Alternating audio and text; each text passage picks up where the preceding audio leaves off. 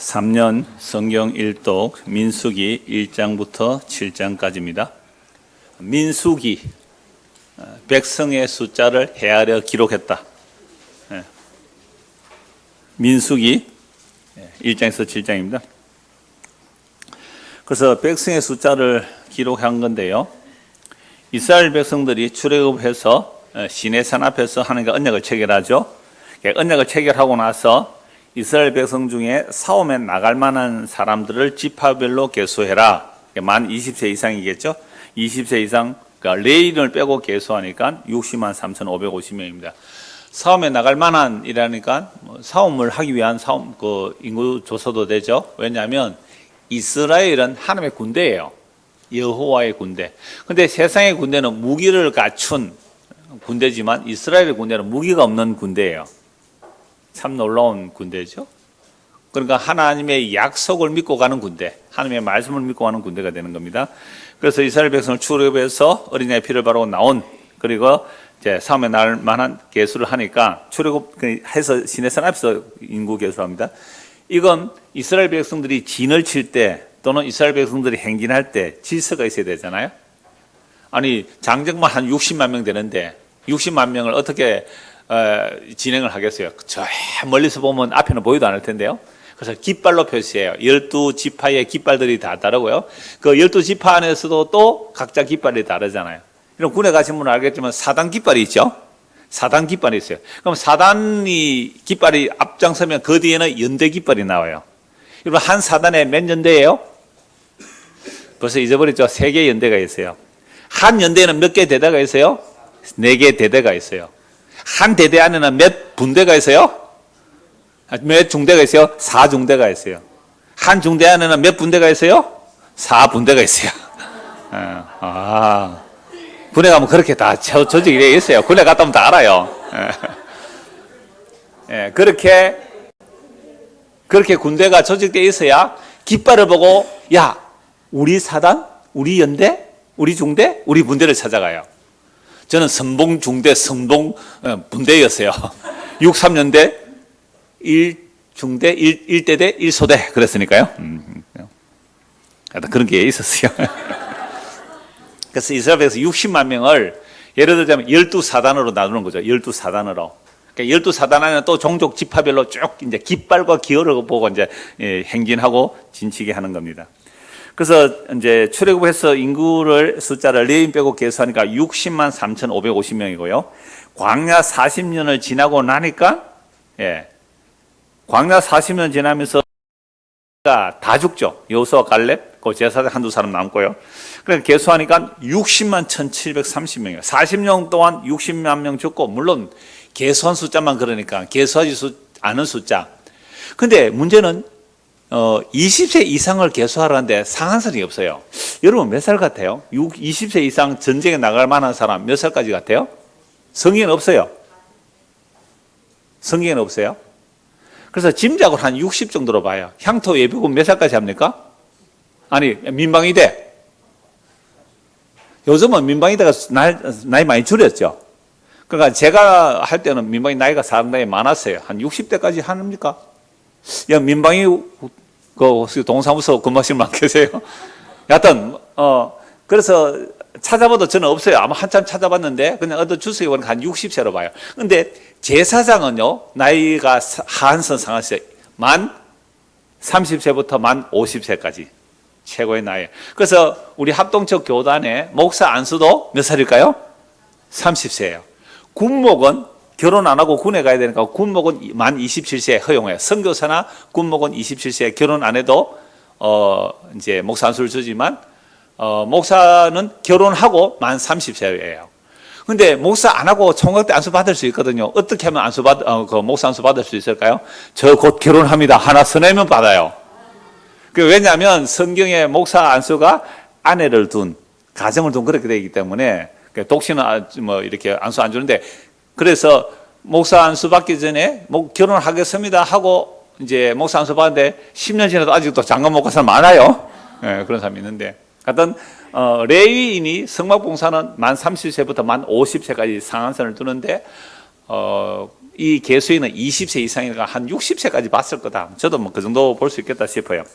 그러니까 60만 3,350명이 40년 광야에 다 죽고 다시 개수를 가니까 출애굽 2세대죠. 출애굽 2세대하고 광야에서 40년 동안 태어난 사람들 숫자를 해니까 60만 1,730명이에요.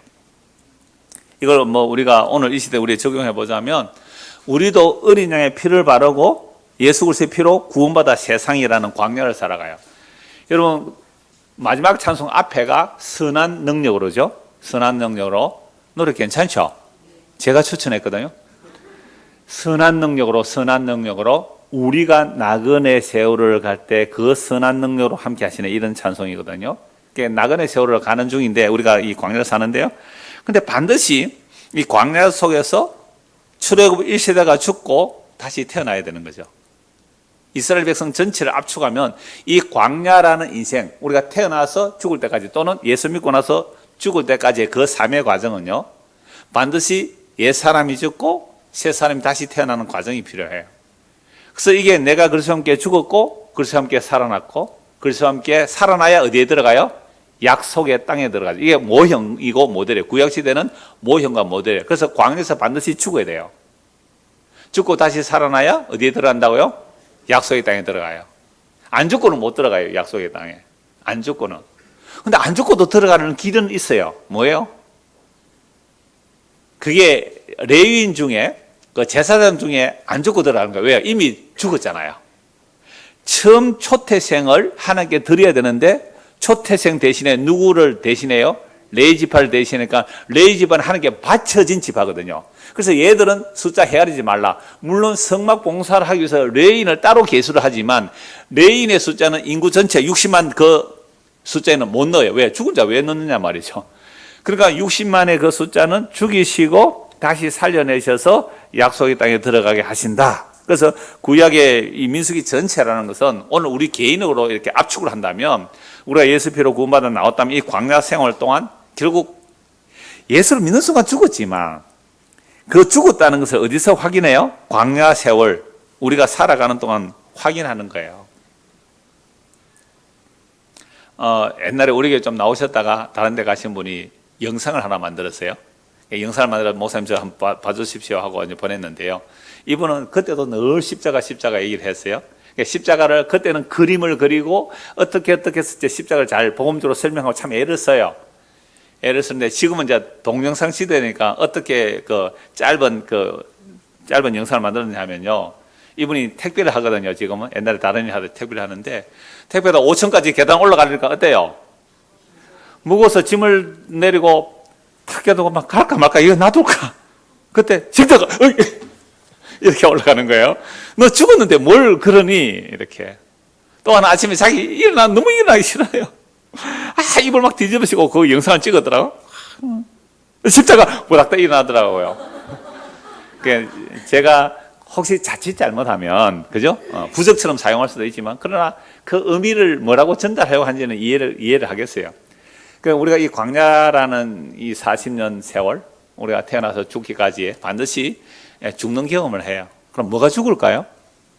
뭐가 죽을까요? 우리의 뜻, 우리의 계획, 우리의 목적, 내 자존심, 내 욕망, 그렇죠?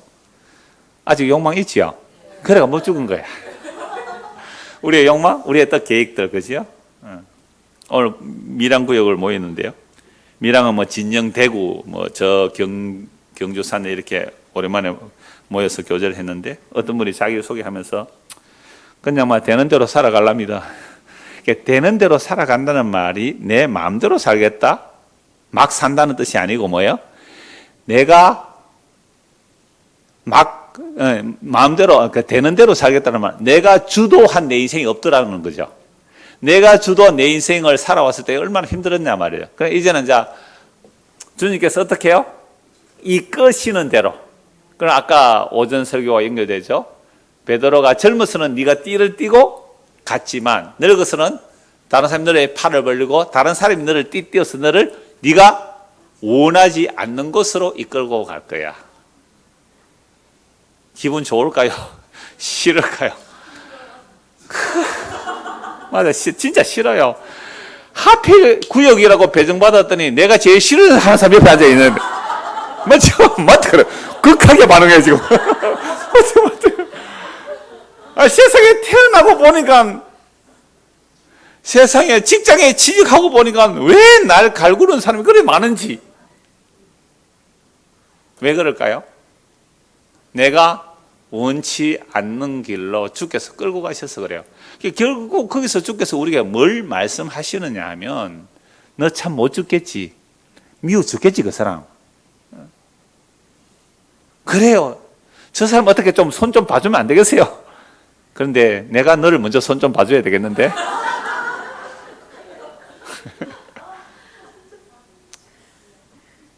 그거 확인하는 과정이, 그래서 제가 왜 구역이라도 모여라 하고 보지요.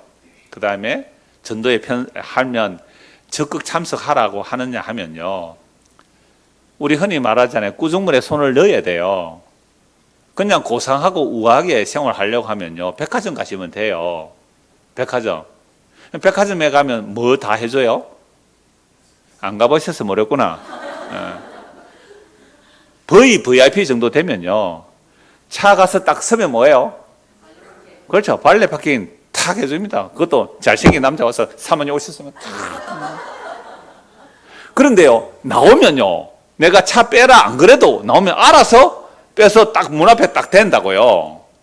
그 정도 아니면 여러분 다 그 정도 뭐 하고 사시죠? 백화점 갈 때. 그렇게 살면 내 뜻대로 돼요. 이게 사람들이 왜 돈 하느냐 하면 그 맛을 누리려고 해요. 그게 감정 노동자들 있잖아요. 감정 노동자들이 한 달 돈을 벌었어요. 왜 여성분들이 뭡니까? 남자들 서비스 하는데? 호스트바. 예. 근데 몇 번 가보셨죠? 예. 호스트바 가면, 호스트바 가면요, 극도로 그게 감정 노동을 하는 여성분들이 남자들에게 이런저런 욕을 얻어먹기 얼마나 힘들겠어요.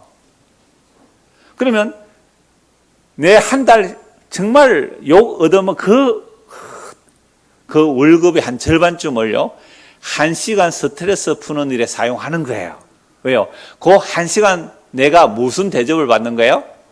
왕비의 대접을 받거든요. 왕비의 대접을. 소비는 그렇게 하는 거예요.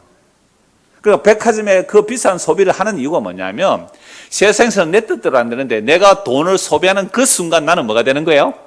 왕이 되고 왕비가 되는 거예요. 그래서 소비는 이루어지고 있는 거잖아요. 특히 10,000원짜리 가방 사면 대접 못 받아도 500만 원짜리 가방 사면 대접을 받잖아요. 그건 단지 내가 명품을 휘두르고 다닌다는 의미가 아니라, 내가 거기 가서 소비하는 동안은 나는 무슨 대접을 받는 거예요? 왕의 대접을 받고 싶은 거예요. 신의 대접을 받고 싶은 거잖아요. 이래서 소비는 끊임없이 그렇게 진행되고 있단 말이에요. 그런데 예수를 믿고 나니 세상에 남편이 평소에는 돈을 그래 잘 벌어주다가 예수 믿고 나니까 남편 사업이 망해버렸네요. 어때요 그러면 그때부터? 내가 원치 않는 길로 끌려가요. 이거 좋아할 사람 아무도 없어요. 그래서 광야라는 것은 우리에게 필수 코스입니다. 광야는 필수 코스예요. 광야에서 길이 좋습니까? 먹을 게 제대로 있습니까? 구름기둥, 빌구둥 아니면 살 수도 없고요. 세상에 40년 동안 신발 한 컬레로 살았습니다. 여러분 40년 동안 뭐요? 신발 한 컬레. 오늘 여러분 댁에 가셔서 신발장 열고, 한 켤레만, 봄, 여름, 가을, 겨울 4켤레만 남기고 다 버리세요.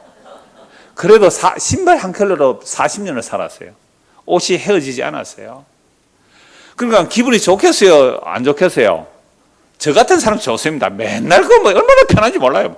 여름에 올 때 반바지 입고 오면 얼마나 편한지, 샌들 신고 오면 얼마나 편한지 몰라요. 그런데요, 이 40년의 과정, 우리가 원치 않는 길로 끌려가는 거죠. 원치 않는 길로. 근데 우리 보고 혼자 그 길로 가라 그러면 못 가요. 그래서 아까 선한 힘이 나를 감사시네. 그 선한 능력으로 우리 안에 오셔서 우리와 함께 그 광야길을 가고 계세요. 우리가 말씀을 통하여 그 주님을 보면서 이 길을 뚜벅뚜벅 끌려가면서 가는 거죠. 그런데 가끔씩은 그 광야길에 꽃을 하나 봐요. 그 꽃의 아름다움을 찬송하면서 갈 수 있어요. 맨날 울면서 어떻게 가겠어요? 그 작은 꽃 하나. 동그라미 이야기가 있는데요. 우리나라에 옛날에 어떤 사람이 그 노래도 지었어요. 이가 빠진 동그라미, 이가 빠진 동그라미였어요. 자기는 동그라미가 이가 빠졌으니까, 옛날에 제가 이런 예를 들었었는데요. 분도출판사 우화에 나오는 거예요. 이가 빠져서 자기는 뭔가 부족하다고 생각한 거예요. 이가 빠졌으니까 동그라미에 이렇게, 옛날 켈로그 있잖아요. 그거 여기에 간판이 있는데 보면 그 켈로그처럼 이가 빠져 나는 부족하다고 생각한 거예요. 그래서 내 짝을 찾아 나선 거예요. 내 짝을. 나에게 딱 맞는 짝. 동그라미가 이가 빠졌으니까. 그래 가니까 비슷하다 싶어 하니까 안 맞네. 너무 커요. 에이 내려놓고 또 가다 보면 또 너무 작아요. 에이 이것도 아니네. 그렇게 동그라미가 이가 빠진 동그라미 세상을 굴면서 자기에게 꼭 맞는 짝을 딱 맞췄어요. 그러니까 여러분 그 동그란 케이크 쓸 때와 케이크 조각 나잖아요. 딱 잘라서 냈는데 딱 맞는 거예요. 이야 나는 정말 나에게 완전한 짝을 찾았구나 라고 노래를 하려니까 어떻게 해요? 노래가 안 나와요. 지나가는 들꽃을 하나 보려니까 멈출 수가 없네요. 이가 완전하니까. 그러니까 우리는 내가 원하는 바가 딱 채워지면 그게 완전할 줄 아는데 세상에 그게 안 되잖아요. 그래서 어떻게 했다고요? 아하 그런 거구나 조용하게 그 짝을 내려놓고 부족한 대로 덜컥거리면서 사는 거예요. 덜컥거리면서 그러니까 뭐가 보여요? 다시 꽃과 노래하고 꽃 위에 있는 나비를 보고 그렇게 살아갔다는 거 감동적이죠.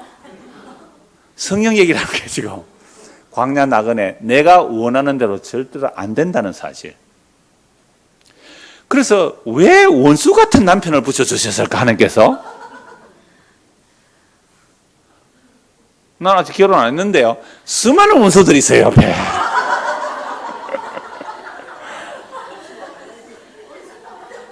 결국 광야라는 것은요 내가 원치 않는 길로 아니 하나님께서 구름기둥 불기둥 인도해 간다면 물이 잘 나오는 곳으로 가야 돼요? 물이 없는 곳으로 가야 돼요? 왜 물 없는 곳으로 가요?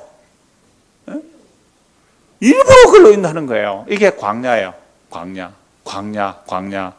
홀로 서 있네. 광야가 아니면 우리는요 주님의 손 안 잡아요. 광야가 아니면요. 그렇게 인도해 가실 거니까 너무 염려 마시고 믿음으로 살면 됩니다. 그래서 민수기 1장 1절에서 46절 인구조사를 해요. 60만 3,550명 12지파에서요. 그 다음에 민수기 1장 47절에서 54절 보면 레위는 계수를 못하게 하죠. 왜요? 이미 바쳐졌잖아요. 처음 짐승 대신에 미리 바쳐졌기 때문에 이는 죽은 자예요. 죽은 자 숫자 계수할 필요가 없잖아요. 그러나 물론 성막 봉사를 위해서 레위인을 따로 계수해요. 그래서 전체 인구 숫자에는 가입을 안 시켜요. 죽은 자는 또 죽일 이유가 없잖아요. 그죠? 죽은 자로 그렇게 인도해 가시는 거죠. 자, 그리고 민수기 1장 47절 54절에 보면 그 레위인은 따로 계시를 하는데 30세에서 50세까지 계수해 성막 지키는 일을 하게 하죠. 일반인이 성막에 들어오면요 어떻게 해요? 죽여버리라. 그래 하나님의 진노가 임하지 않도록. 그러니까 성막 지키는 군대가죠 레위인은. 자, 민수기 2장 1절에서 34절 보면요 각 지파와 가문별로 군기와 기호를 표시한 깃발을 만들어요. 아까 제가 군대 얘기했잖아요. 뭐 사단 깃발이 다르고 연대 깃발, 중대 깃발, 뭐 소대 깃발 다 달라요. 그렇게 깃발 만들어서 행진하게 하죠. 아니면 60만, 장정만 60만, 약 200만 명이 어떻게 가겠어요? 자, 그런데 진을 칠 때는요 동쪽에 세 지파, 서쪽에 세 지파, 남쪽에 세 지파, 북쪽에 세 지파. 가운데 뭐가 있고요? 성막 있고. 그 성막 둘레에 또 레위인들이 어느 종족은 동서남북 이렇게 다 종족 또 나누고 있어요. 그러니까 이스라엘 백성들이 진을 칠 때는 항상 가운데 무엇이 있어요? 성막. 성막에는 뭐가 있어요? 법궤, 언약궤가 있잖아요. 그러니까 이스라엘 백성들은 진을 칠 때도 항상 그 말씀, 신약으로 하는 말씀입니다. 하나님의 말씀을 중심으로 이렇게 진을 치는 거잖아요. 행진할 때는 제일 앞장서서 언약궤가 나가요. 뒤에는 이제 동쪽의 지파, 서쪽에 이렇게 차례대로 해서 또 중간에 성막 기구들을 두고요. 행진은 또 이렇게 길을 가야 되니까 그래서 이걸 오늘 우리 시대로 적용하자면 우리의 삶에 항상 무엇이 중심이에요? 말씀이 중심이 돼요. 그리고 행진할 때는 뭘 따라가야 되고? 말씀을 따라가. 항상 언약궤 앞장서 가요. 말씀이 따라가고 우리가 그 말씀을 따라가는 그 모습을 지금 이스라엘 백성 전체가 진을 칠 때나 행진할 때 그걸 보여주는 게 민수기 2장입니다. 민수기 3장 1절에서 51절인데요. 이제 레위인의 직무가 나와요. 레위인의 직무. 그 아론의 아들들 종족별로 쭉 해서 성막을 다루는 사람, 그 다음에 휘장을 다루는 사람, 널판지를 다루는 사람, 그 다음에 뭐 물두멍을 들고 가는 사람, 이걸 다 그 레위 자손 인구 숫자를 또 파악해서 그렇게 다 성막을 조립하고 운반하고 해체하고. 그럼 떠나려면 뭐 해야 돼? 해체해야 되잖아요. 그 해체하는 순서, 그 다음에 각 기구를 맡아서 짊어지고 가야 할 레위지파들, 그 다음에 가서 행진할 때 어떻게, 조립할 때 어떻게, 이걸 순서를 다 정해주는 게 민수기 3장이에요. 그러니까 우리 교회도 구역장이 몇 사람이에요? 하필 하다 보면 12구역이 됐어요. 12구역이 됐고요. 교회당을 중심으로 제가 구역을 짰거든요. 저 멀리 부산에 1구역, 그 다음에 김해 2구역, 장유 3구역, 그 다음에 진해 가까운 데 3구역, 또 이 창원 시내 한 4구역, 뭐 5구역, 그 다음에 저 멀리 마산 저쪽에 11구역, 저 북쪽에 그 밀양 쪽 대구 쪽으로 12구역. 그러니까 우리도 항상 뭐를 중심으로 해요? 안돼 이거 신선이 되는 거 아니고. 그래서 여러분들이 삶의 항상 중심에 누구요? 중심의 말씀. 그리고 앞장이 말씀이에요. 말씀. 그 훈련을 하는 것이 어디라고요? 광야잖아요. 그럼 우리가 지금 광야를 살고 있을 때에 언제나 이렇게 생각하시면 돼요. 내가 말씀이 중심이 되어 있냐? 무슨 일을 하고 행동을 할 때 말씀이 앞장서냐? 그거 위해서 제가 성경 읽읍시다라고 하는 거예요. 말씀이 중심이 있냐? 말씀이 앞장서냐? 요거 하자는 거죠. 그래서 제가 이 1장에서 7장 한꺼번에 짧지만 준비를 하려고 하니까 와 진짜로 너무 힘드는 거예요. 그러니까 때로는 뭐 금요일, 토요일, 주음까지 하고 나니까요. 토요일 도저히 이거 다 마무리가 안 돼요. 그래서 할 수 없다. 그러면 우리 가족 단톡이 있거든요. 가족 단톡에 우리는 한 주 빨리 간다. 그래서 한 주 빨리 제가 준비를 해요. 그래서 월요일 날은 한 장, 화요일 한 장에서 가족 단톡에 올리면서 미리 좀 준비를 해서 이제 이렇게 하는데요. 안 그러니까 너무 실장 양이 많아서 그래요. 그러니까 저는 이제 유익하죠. 그러면 말씀이 중심, 말씀이 앞장선 삶. 요게 우리 광야의 삶이죠. 자, 그래서 민수기 3장 1절에서 51절은 자, 레위 자손들이 할 일들이에요. 제일 중요한 게 뭐예요? 성막을 해체, 이동, 조립이죠. 이 구약에는 움직이는 성막이기 때문에요. 자, 그래서 이스라엘의 레위 지파를 계수할 때는 6월절 때 첫 장자 그리고 짐승의 수컷 처음 태어난 것을 하나님께 바쳐야 되기 때문에 처음 태어난 것 대신에 누구를 택하여? 레인을 택하잖아요.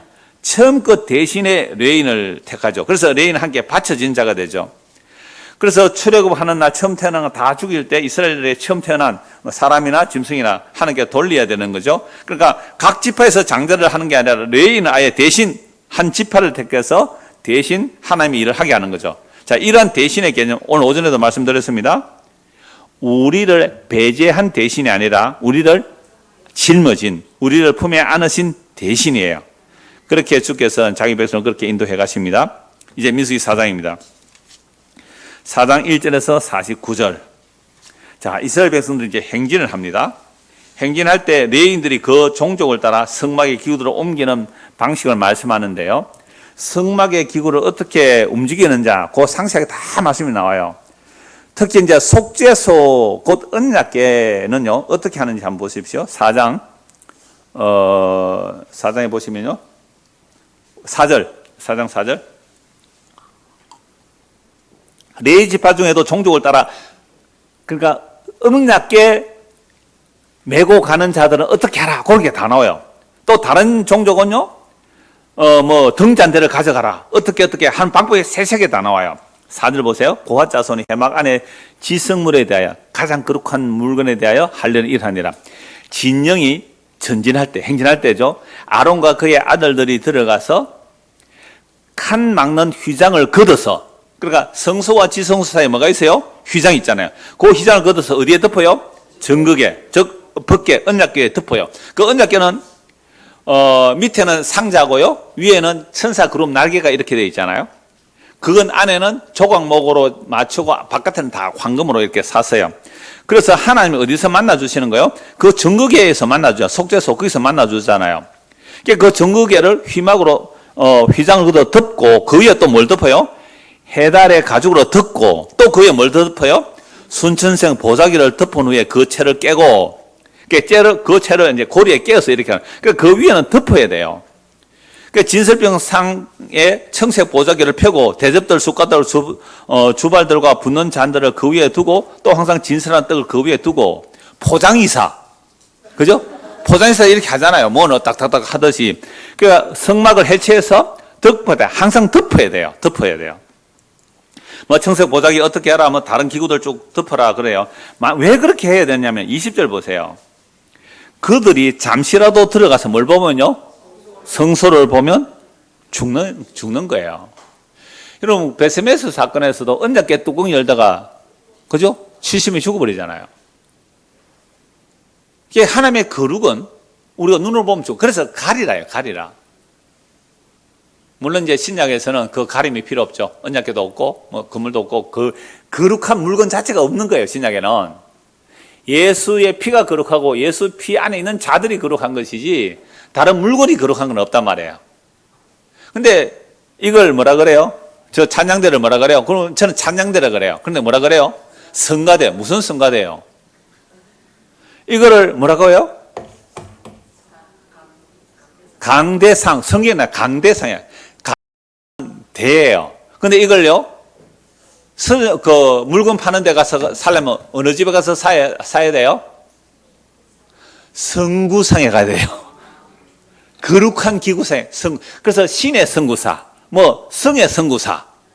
그 이름을 뭐라고 붙인다고요? 성구사래, 성구사. 그래서 우리 장로님 한 분이 요 가림막 좋아요, 안 좋아요? 앞에 가림막 있으니까.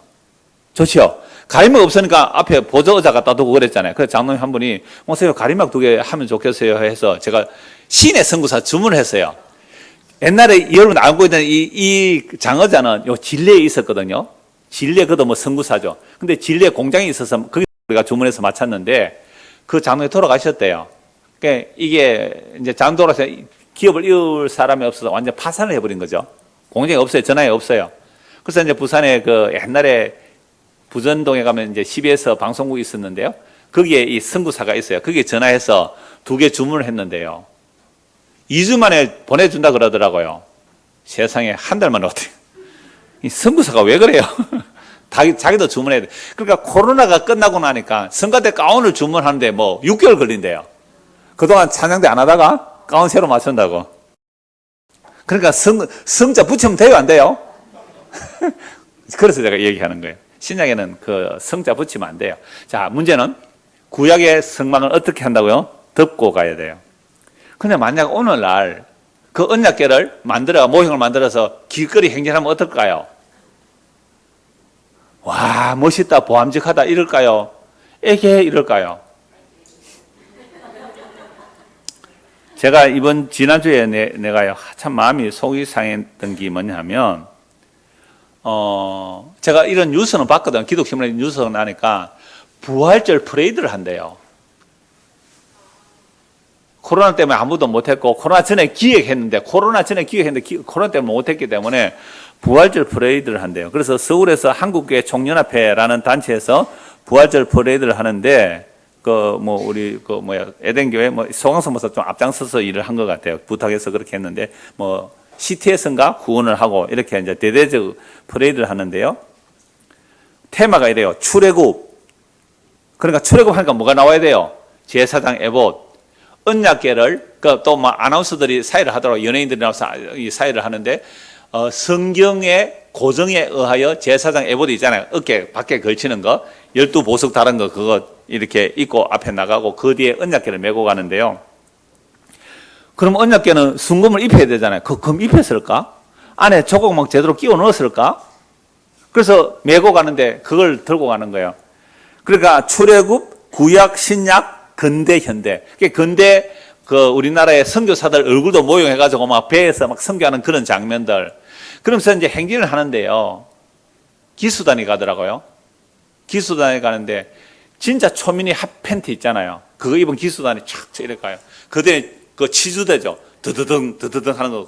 그거 무슨 고등학교인지 어떤 밴드부 있잖아요. 그걸 동원하고 뭐 태권도 팀 나오고 부활절 퍼레이드에 그게 왜 나와요? 그다음에 승마 그룹도 나오더라고요. 말탄 그룹들. 이래서 뭐 또 유치부 아이들, 유초등부 아이들 뭐 옷 입었던 거 있잖아요. 뭐 그렇게 이건 완전 가장 카니발 같아요. 와, 참 그거 자체가 이미 저는 속이 참 상했는데 그렇게 해서 뭐 광화문에서 뭐 서울광장까지 그렇게 몇천 명이 행진을 하는데 바로 그 옆에는 태극기 부대가 부활절 연합예배를 하더라고요. 그러니까 마일 것을 얼마나 커요. 저는 그거 보고 한번 검색을 한번 해보세요. 삐빠른 부활절 퍼레이드. 나 유튜브에 나오는데요. 삐빠른 유튜브 한 18분 정도. 너무너무 마음이 아팠어요. 내가 금요일 공부할 때도 잠시 얘기했잖아요. 이 언약궤를 모형을 메고 가는데요. 그러니까 지도 드드등 북을 치고 갈 거네. 그러니까 옆에 그 부활절 연합예배 한다는 그쪽에서는요. 야, 이 마귀 새끼들아. 예배하는데 북을 왜 치고 하느냐 하면서 막 CTS 하고 막 송황서 막 욕을 해야 되는 거예요, 그냥.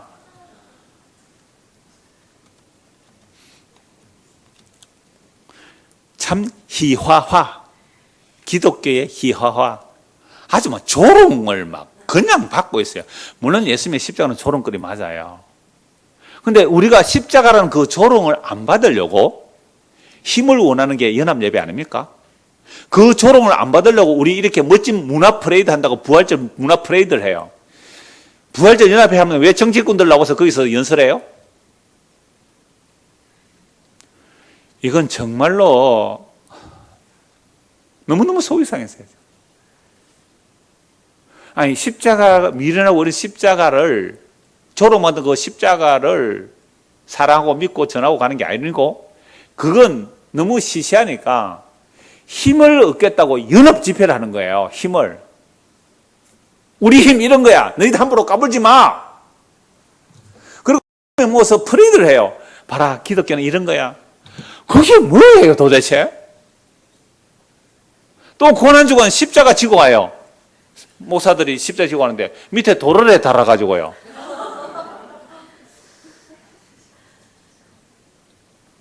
그러니까 우리가 어떤 힘을 얻고 연합을 하고 뭔가 사람들에게 좋은 문화적 볼거리를 보여준다고 그런 프레이드 한다는 것은요.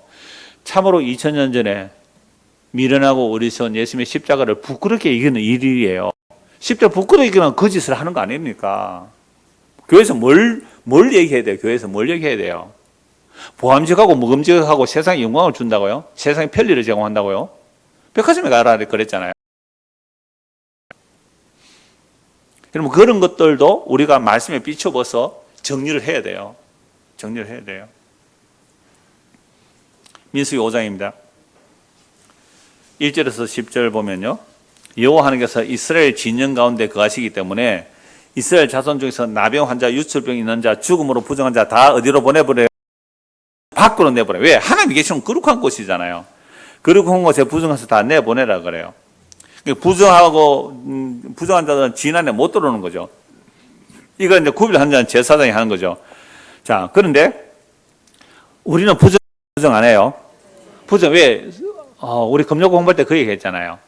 우리가 사단의 시험을 받아 도둑질 하고 싶은 마음이 들었다는 것은 이미 네가 도둑놈이야. 네가 남을 미워해서 저 사람 죽었으면 좋겠다라는 마음을 가졌다. 너는 이미 살인자야. 네가 다른 남자나 여자를 보고 음욕을 품었다면 너는 간음자야. 그렇다면 우리는 다 부정한 자예요. 하나님의 거룩하신 하나님 앞에 나갈 수 있어요, 없어요? 못 나가요. 우리는 하나님 앞에 나가는 순간 다 불에 타 죽어야 될 부정한 자들이에요. 유출병 환자라고요. 레기를 할 때, 와, 내가 진짜 유출병 환자구나. 내가 유출병 환자구나. 질질 다니면, 그 유출병은 끊임없이 부정한 그 몸에 체액이 나오는 게 유출병이거든요. 내가 가는 것보다 우상을 안 품고 다닌 적이 있나요? 그럼 목사가 어디 다른 데 동네 가면요. 뭐가 눈에 잘 들어올까요? 야, 저 교회당 멋진데. 야, 저는 우제 예배당 지었을 거. 저는 예배당 있으면 좋겠다라는 생각이 들잖아요. 그럼 뭐 하는 거예요? 탐심이라 그래요. 나는 그 마음을 품고 그것을 보는 순간 나는 그게 뭐 한 거예요? 유출병자로서 질질질 고름을 흘리고 와요. 고름을. 우리가 탐심을 품지 않고 가는 곳이 없어요. 밥 먹을 때, 옷 입을 때, 보는 거, 구경하는 거 모두 가요. 부정한 죄 우리가. 그러면 다 쫓겨나야 되죠. 다 쫓겨나야 돼요. 근데 놀랍죠? 우리의 모든 부정을 짊어지고 영문 밖에 진짜 쫓겨나서 죽임 당한 분이 계시죠. 누구시죠? 예수님이죠. 자, 히브리서 13장 보십시오. 히브리서 13장.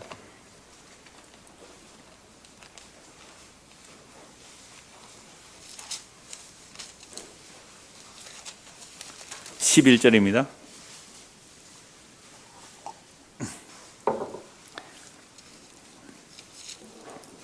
자, 이는 죄를 위한 10절부터 볼까? 우리에게 제단이 있는데 장막에서 섬기는 자는 그 제단에서 먹을 거는, 그러니까 속죄 피가 지성소에 뿌려진, 그죠? 언약에 뿌려진 그 짐승은 먹을 수 있어요, 없어요?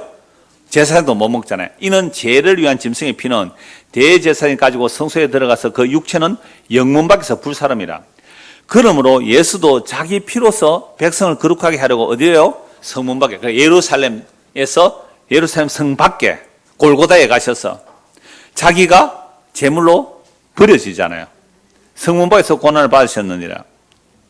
그런데요, 예수님의 대신이라는 것은 예수 홀로 가고 우리는 놀자가 아니에요. 예수님이 우리를 품고 치욕을 당하기 때문에 우리도 어떻게 해요? 영문 밖으로 나가는 거잖아요. 근데 여러분, 제가 설교 시간마다 그런 얘기를 해요. 서울에 가면 사대문 안에 사는 사람들이, 옛날에 조선시대에 사대문 안에 사는 사람들이 부자예요? 사대문 밖에 사는 사람들이 부자예요? 그럼 서울에 가서 살면 여러분들 무엇이 성공이에요? 사대문 안에 들어가야 되잖아요. 사대문 안에 들어가야 되잖아요. 그래서 열심히 애를 쓰잖아요. 근데 성도는 사대문 안에 들어가려고 하는 게 아니라 들어갈 수 있어도 어디로요? 사대문 밖으로 나가라는 거예요. 사대문 밖으로 나가라. 그런 적 우리도 그의 뭐요? 치욕, 십자가잖아요. 치욕을 짊어지고 어디로요? 영문 밖으로 나가야 돼요. 근데 서울 그 광화문 한복판에 하나님의 영광을 드러낸다고 연합 집회를 하고 그 서울 광화문 한복판에서 그 부활절 프레이드를 한다는 거예요. 이거 치욕을 짊어지고 성문 밖으로 쫓겨나려고 이 짓을 해요? 성문 안에서 더 넓은, 더 큰 힘을 차지하려고 이 짓을 해요? 저는 이 짓을 한다고 해요. 영문 밖으로 나가야죠. 우리는 여기에는, 보세요. 13장 14절. 우리가 여기에는 영구한 도성이 없으므로, 그럼 성문 안에 그 불 탈 때 더 많이 탑니다. 더 잘 타요. 탈 거리가 많아가지고. 우리는 여기 성문 안에는, 세상이나 바벨론에는 영원한 도성이 없으므로 장차 올 것을 우리는 찾는 사람들이잖아요. 그러므로 우리는 예수로 말미암아 항상 찬송의 제사를 하나님께 드리자. 이는 그 이름을 정언한 입술의 열매니라. 오직 선을 행함과 서로 나누어 주기를 잊지 말라. 하나님의 이 같은 제사를 기뻐하시느니라. 여러분, 성문 안에 들어가려면 나눠주고 가지고 나눠주고 막 선을 행하고 막 나눠줘 버리면 성문 안에 들어갈 수 있어요, 없어요? 못 들어가죠. 어디로 가야 돼요? 점점 성문 밖으로 밀려나죠. 근데 우리는 성문 안에 들어가는 게 복이라 그러잖아요. 와, 저는 이번에 아파트 사는데 되게 올랐다면서. 와, 복 받았네, 복. 이번에 뭐 사대문 안에 뭐 건물 지었다. 도대체가 예수 믿는다는 사람들이 그걸 복이라고 말한다면 성경을 안 보는 거예요. 영문 밖으로 나가자. 나가고 싶어서 나갈 사람 누가 있겠어요? 주께서 떠미니까 그래서 함께 떠밀려 나가는 거예요. 17절. 너희를 인도하는 자들에게 순종하고 복종하라. 이거 갑자기 자기 말 할 거라고 하는 거 폼 나이죠? 그러니까 보세요. 이런 복음을 전하는 자들에게 뭐 하라고요? 순종하고 복종하라는 거예요. 영문 밖으로 나가자. 니는 나가라. 나는 안 나갈란다. 이러면 뭐 하는 거예요, 그 사람은? 말씀을 거역하는 거잖아요. 서로 나눠주고 선을 하고 서로 나눠주기를 잊지 말라. 하나님 이 같은 제사를 기뻐하시느니라. 너희 인도하는 자들에게 순종하고 복종하라. 그들은 너희 영혼을 위하여 경성하기를 자신들이 청산할 자인 것 같이 하느니라. 그들로 하여금 즐거움으로 이것을 하게 하고 근심으로 하게 하지 말라. 그렇지 않으면 너희에게 유익이 없느니라. 제가 이 말씀과 종종 말씀드리잖아요. 그럼 목사하고 사이 좋게 지내세요.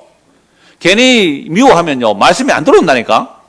설교 시간 내내 니나 잘하지 이거 하고 앉아있으면 우지 되겠어요. 니나 잘해라 이러고 있으면 안 된단 말이에요. 그러니까 근심으로 하지 말고 즐거움으로 하게 하라는 거죠. 그러니까 저는 그 수요일 날이나 또 주일 오후 설교 마치면요, 제가 주소록을 들어요. 이름을 쭉 불러가면서 이렇게 하면서 기도하는데요. 뭐 이미 안 오는 사람, 떠난 사람도 있어요. 그럼 결국은 이제 나중에 이제 주소록 정리하는데요. 딱 기도 제목 한 가지예요. 하나님, 이들을 긍휼히 여겨 주옵소서. 이들이 정말로 예수 그리스도의 보혈이 정말로 필요한 자임을 알게 해 주십시오. 그 외에는 기도할 게 뭐 있어요? 하나님, 이들이 성문 안에 들어가게 해 주십시오. 아니에요. 그건 기도 제목이 아니잖아요. 우리가 이 땅에 살아가는 동안 영원 도성이 없어요. 이 땅에 영원 도성 없어요. 어떤 것도 영원한 집이 없어요. 그러면 성문 밖으로 나가야 되잖아요. 그러니까 예수 알고 예수 믿게 해달라는 그 기도에는 할 말이 없어요.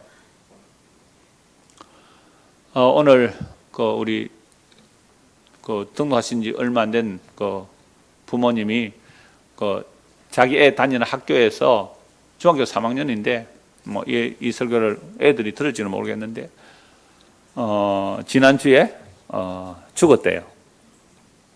중학교 3학년 여학생인데, 그래서 그걸 이제 다 알고 부모들이 알리지 않고 학교에서 알리니까 결석을 하니까 선생님들이 그 아이가 그렇게 죽었다라는 얘기를 하니까 선생님도 아이들도 다 무너져 내렸대요. 그래서 자기 아이도 그거 자기 친구였기도 하고 하니까 힘들어 한다 그래서 제가 아침에 잠시 만났는데요. 여러분, 중학생이 너무 사는 게 힘들어요. 우리 초등학생들이 사는 게 너무 힘들어요. 부모들이 압박을 해요. 보이지 않아도. 나는 우리 자식들을 압박 안 하는데요. 나는 힘들게 안 하는데요. 존재 자체가 힘듭니다. 그래서 그 아이들이 너무 힘들어요. 그럼 부모들이 아이들을 왜 압박하는 거예요? 사대문 안에 들어가라고. 사대문 안에 들어가라고. 이 스카이 캐슬 아닙니까, 이게? 얘야, 괜찮다.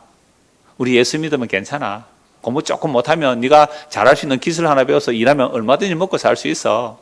너 성문 밖에 살아도 괜찮아. 시골에 빈집 너무 많아요, 지금. 얼마든지 할 수 있어. 괜찮아. 라고 해야 되는데 벌써 초등학교 때부터 중학교 때부터 이미 선행학습에서 아이들을 돌리니까요. 이 아이들이요. 난 이해가 돼요. 그 꽃다운 나이에 피지도 않고 죽어야 할 만큼 괴롭다는 거잖아요.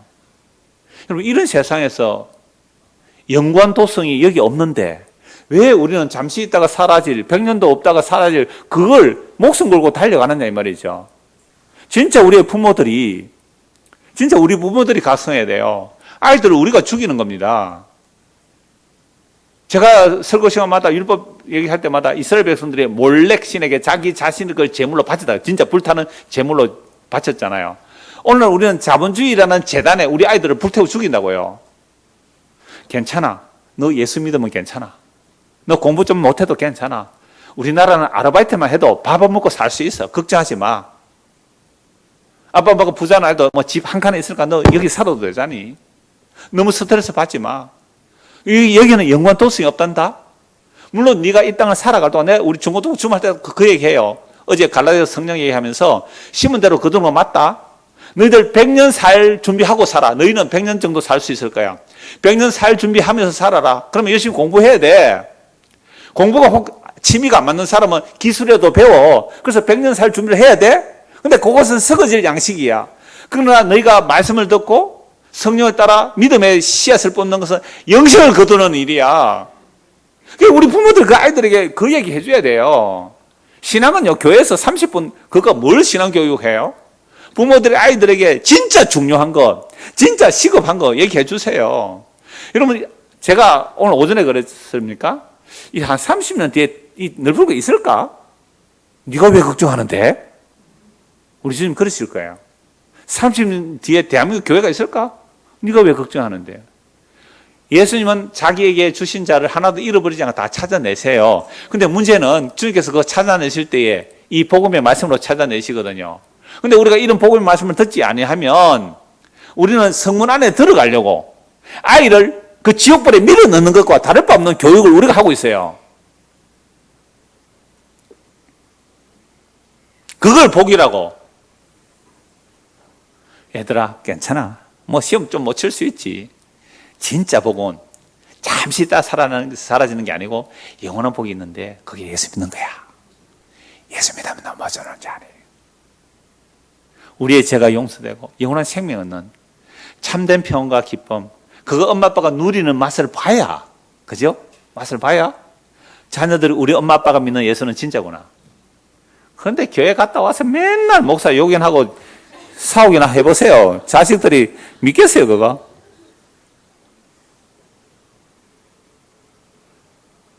우리 여성분들이 먼저 교회로 오시니까 오늘 아까 미담구역 모임할 때 그 얘기했어요. 남편들이 이렇게 말해요. 전에 내가 열심히 안 하다가 어디에 교회 갔단 말이야. 그래서 열심히 이제 기부를 내가 열심히 하는데 또 그거 아니라고 또 다른 교회 가. 여자가, 아내가. 그러니까 내가 니 따라가가지고 또 딴 데 가서 어쩔까 싶어가지고 안 오고는 사람이지. 그때 제가 시간이 없어서 말씀을 못 드렸는데 이때 말씀드릴게요. 진짜 남편 말 잘 들으세요, 이제부터는.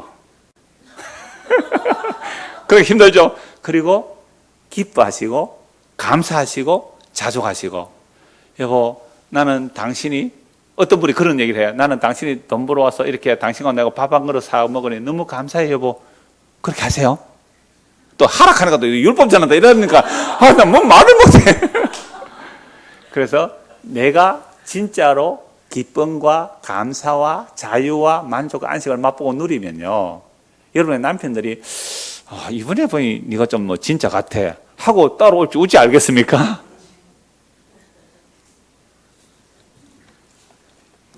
자, 민수기 5장에서 부정한 사람은 성문 안에 못 사는데요, 바깥으로 나왔는데 예수님이 대신 나갔어요. 자, 그럼 문제는 이제 11절입니다.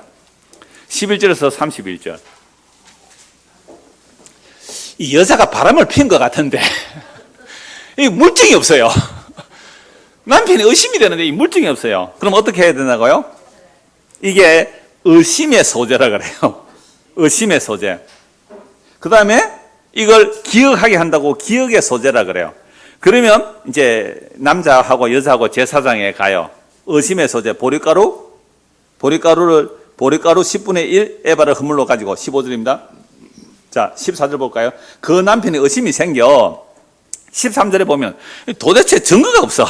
한 남자가 그 여자와 동침하였으나 그의 남편의 눈에 숨겨 드러나지 아니하였고 그 여자의 더러운 일에 정인도 없고 그가 잡히지도 아니하였어도 그 남편의 의심이 생겨 그 아내를 의심하였는데 그의 아내가 더럽혀졌거나 또는 그 남편이 의심이 생겨 그 아내를 의심하였으나 그 아내가 더럽히지 아니하였던지. 그러니까 심정은 가는데 물증이 없어요. 어떻게 해야 돼요? 이제 제사장에 가는 거죠. 그의 아내를 데리고 대제사장으로 가서, 제사장에 가서 그릇 위에 보리가루 10분의 1 에바를 허물로 들이대 그것에 기름을 붓지 말고 유향도 도무지 두지 말라. 이는 의심의 소재요, 죄악을 기억나는 기억의 소재라. 제사장은 그 여인을 가까이 오게 하여 요 앞에 세우고 토기에 거룩한 물을 담고 성막 바닥에 티끌을 치하여 물에 넣고 여인을 요 앞에 세우고 그의 머리를 풀게 하고 기억나게 하는 소재물 곧 의심의 소재물을 그의 두 손에 두고, 그러니까 여자가 이제 손에 보리가루를 들고 있습니다. 제사장은 저주가 되게 할 선물을 자기 손에 들고 여인에게 맹세시키는 거예요. 그에게 이르기를 네가 네 남편을 두고 탈선하여 다른 남자와 동침하여 더럽힌 일이 없으면 이 저주의 물이 너에게 해당이 안 될 거야. 그러나 네가 네 남편을 두고 탈선하여 몸을 더럽혀서 네 남편 아닌 사람과 동침하였으면 제사장이 그 여인에게 저주의 맹세를 하게 하고 그 여인에게 말할지니라 여호와께서 네 넓적다리가 마르고 네 배가 부어서 네가 네 백성에게 저주거리 맹세거리가 되게 하실지라.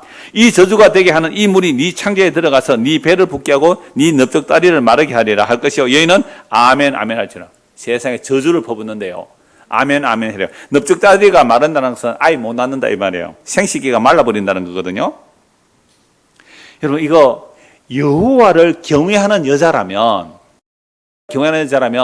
여호와께서 말씀하시면 말씀대로 이루어진다는 사실을 믿는 사람이라면 이런 제사를 드릴 때 이 여자가 진짜로 음행했다면 이실 짓고 할까요, 안 할까요? 할 수밖에 없어요. 너무 겁이 나서. 내가 잘못했습니다. 그러나 정말로 깨끗하다면 괜찮겠죠. 이건 신앙의 바탕에서 고백시키는 거예요. 제가 이 말씀 드릴 때 아주 옛날에 한 20년쯤 됐을지 모르겠지만은 이런 예를 드린 적이 있어요. 제가 초등학교 1학년, 2학년쯤이었을 것 같아요. 그 당시에 아이들이 월사금입니까? 내려고 학교 갔는데 어떤 애가 우리 반에서 돈을 잃어버리대요. 종종 있었죠, 그런 일. 그런데 그때 선생님이 기계를 하나 들고 왔어요. 오포라고 아세요? 오포 아시는 분? 사이렌. 일제시대 때 그 오포가 있어서 그게 남아있었단 말이에요. 그러니까 긴급사할 때는 그러면 사이렌 소리가 올라요. 우리는 처음 보는 물건이죠. 저는 아직도 그때 기억을 생생하게 기억하는데요. 선생님이 딱 와서 공포를 주는 거예요. 너희 중에 만약 돈을 훔친 아이가 있으면 몰래 갖다 놔라. 그래도 안 갖다 놨어요. 한번 얘기를 했어요. 경고를 했어요. 근데 기계를 하나 들어온 거예요. 교무실에 가서 들어와서 이 기계는 거짓말하는 사람의 발을 잘라버리는 기계다. 설 돌리는 거예요. 돌리면서. 그런데 거짓말 안 하면 절대로 괜찮다. 한 명씩 올라가라. 거기에 올라갔죠. 선생님이 설 돌리는 거죠. 안 훔친 사람은 멀쩡히 올라가잖아요. 진짜 그 중에 어떤 아이가 올라갔는데 으앙 하고 울어버리는 거예요. 둘 중에 하나예요. 안 훔쳤지만 너무 무서워서. 그러니까 그 아이를 100% 의심하면 된다, 안 된다? 안 돼. 저는 그렇게 생각해요. 너무 무서워서, 초등학생 그렇죠? 너무 무서워서 울어볼 수 있잖아요. 진짜 훔쳐갈 수도 있잖아요. 저는 이 말씀을 보면서 그게 때 생각이 나는 거예요. 우리가 여호와 하나님을 경외한다면 저주하는 그 선물을 든 제사장이 너 이 물 마셔. 그런데 하나님 앞에서 깨끗하다면 저주가 임하지 않을 거야. 만약 너가 거짓을 하면 이 저주가 너에게 임할 거야. 아멘 해. 아멘 할지라. 정말 우리의 신앙이 있다면요, 여기서 거짓말 할 사람은 아무도 없을 거예요. 근데 물을 마시면 어떻게 해요? 깨끗하면 아무 이상 없지만 만약에 네가 정말로 음행했다면 어떻게 해요? 저주거리가 될 것이라 라고 합니다. 28절. 그러나 여인이 더럽힌 일이 없고 정결하면 해를 받지 않고 임신하리라. 이는 의심의 법이니 아내가 그의 남편을 두고 타선하여 더럽힌 때나 또는 그 남편이 타선 안 했는데도 뭐가 생겼다고요? 이거 어처증이네, 그죠? 의심이 생겨서 자기 아내를 의심할 때에 여인을 요 앞에 두고 제사장이 이 법대로 행할 것이라. 남편은 무죄할 것이고 여인은 죄가 있으면 당하리라. 자, 여성분들 질문 없어요? 남자가 바람 피우면 여자가 하는 말은 왜 없어요? 맞죠? 맞잖아요. 남자가 바람 피우면 왜 여자가 이렇게 제사 드리는 법은 없어요? 당장 따질 수 있어요. 그런데 레위기 출애굽 보면 남자나 여자나 음행했으면 잡히면 어떻게 해요? 둘 다 죽이라는 법이 있어요. 여자만 죽이라는 법 없어요? 남자도 음행하면 죽여. 그런데 여기서는 남자가 여자를 의심하는 법은 있는데 여자가 남자를 의심하는 법은 없어요. 이걸 가지고 이제 진보적인 여성 신학자들은 조금 전에 여러분들 굉장히 극하게 동의했거든요. 극하게 동의했어요. 어떻게, 왜 남자가 여자 의심하는 데는, 그런데 보세요. 희한해요. 31절. 아무리 편은 무죄가 할 건데, 여인은 죄가 있으면 막, 와! 이 하나님 어떤 하나님 같아요? 마초적인, 남성성의 하나님. 마초 알죠? 마초적인 남성성의 하나님. 그리고 이 하나님은 엉터리야. 이건 잘못된 하나님이야. 해서 여성 하나님, 여성성의 하나님을 찾아요. 이게 여성 신학자들이 하는 일이거든요. 그러니까 여러분들 다 페미니스트 소질이 다 있었어요, 조금 전에. 남자는 의심하면 안 돼요. 막 이랬단 말이에요. 이걸 해석하려면 이렇게 해야 돼요. 하나님은 남편이죠. 이스라엘은 아내죠. 하나님이 바람 펴요, 안 펴요? 피울 수가 없어요. 왜요? 자기 언약에 신실하기 때문에. 근데 여자는 수시로 바람 피잖아요. 여기 여자는 남자도 들어가죠. 여기 여자는 남자도 들어가야 돼요. 교회는 여자예요. 남편은 그리스도예요. 여러분, 예수님이 바람 펴요, 안 펴요? 누가 바람 펴요? 그래서 예수님이 우리를 의심해야 돼요. 그러니까 오늘 우리가 말씀을 보는 것은요, 의심의 소재를 드리는 거예요. 그래서 바울 사도가 내가 너가 의심한다라고 해요. 의심한다. 그게 어디서 나오냐 하면요. 갈라디아서 4장 20절 한번 보십시오. 갈라디아서 4장 20절. 그래서 구약을 그렇게 문자적으로 여성신학적으로 해석하는 게 아니고 그리스도와 교회의 비밀로 해석을 해야 돼요. 예수님은 바람 필 수가 없잖아요. 자기 목숨을 바쳐서 여인을 사랑하는데 여인은 계속 바람 피잖아요. 그 얘기를 해야죠. 갈라디아서 4장 20절. 내가 이제라도 너희와 함께 있어 내 은성을 높이려 함은 너희에 대하여 뭐요? 의혹이 있습니다. 요거 옛날 번역 내가 너에게 의심이 있다 이렇게. 그러니까 바울 사도가 갈라디아 교회에 복음 뭘 전했어요? 십자가 복음을 전했잖아요. 근데 십자가 복음을 싹 버려두고 어디로 가려고요? 율법주의로 가려고 하잖아요. 너 바람 필래? 이 얘기예요. 갈라디아 3장 1절에 한번 보세요. 어리석도다 갈라디아 사람들아. 예수 그리스도께서 십자가에 못 박히신 것이 너희 눈에 밝히 보이는데 누가 너를 깨닫냐? 너 또 안식을 지키러 갈래? 너 또 안식을 지키러 갈래? 너 또 할례 받을래? 이거 뭐 하는 거예요? 바람 피는 겁니다. 바람 피는 거예요. 내가 너 의심 있어? 야, 예수가 부족해? 예수가 너희를 위해서 피 흘려 죽은 예수가 부족해? 내 너희 의심 있어? 바울 사도가 갈라디아 교회 보고 의심한다. 너희 바람 핀데 지금? 오늘 우리가 말씀을 나누는 것은 지금 뭐 하는 거예요? 의심의 소재를 드리는 거예요, 지금. 야고보 사도는요, 세상과 벗대고자 함이 하나님과 원수되는지 알지 못하느냐? 세상과 벗대는 게 뭐예요? 아까 사대문 성 안에 들어가려고 하는 거예요. 세상과 벗대고자 함이 가늠하는 줄 알지 못하는 하나님의 원수되는 줄 알지 못하는 이 가늠하는 여인들이요. 그것도 남자는 빼내요. 아니요. 교회는 남자든 여자든 다 여자예요. 가늠하는 교회요. 가늠하는 교회. 세상과 벗대고자 함이 하나님과 원수되는 줄 알지 못하느냐. 야고보서 4장 4절입니다. 그렇게 가늠하면 죽는다고 죽을 사자 4개예요. 2개예요. 사자. 야고보서 4장 4절. 야, 죽는다. 야, 사사. 이렇게 외워두세요. 얼마나 여기서요. 야, 너희 그럼 죽는다. 야, 사사. 죽는다. 세상과 벗대고자 하는 자들이요? 이 가늠하는 자들이요. 세상과 벗대고자 하면 하나님의 원수되는지 알지 못하느냐? 그래서 의심의 소재. 우리가 예배드리는 것은요. 기억하는 거예요. 고린도전서 16장 22절 더 무슨 말씀이에요? 누구든지 주를 사랑하지 않거든 저주를 받으라. 그러니까 우리가 교회 와서 하나님 믿는다고 하는데요. 다른 복음, 다른 예수, 다른 영 들으면 지금 뭐 하는 거예요, 지금? 저주받는 길로 가잖아요. 예수 사랑 안 하고.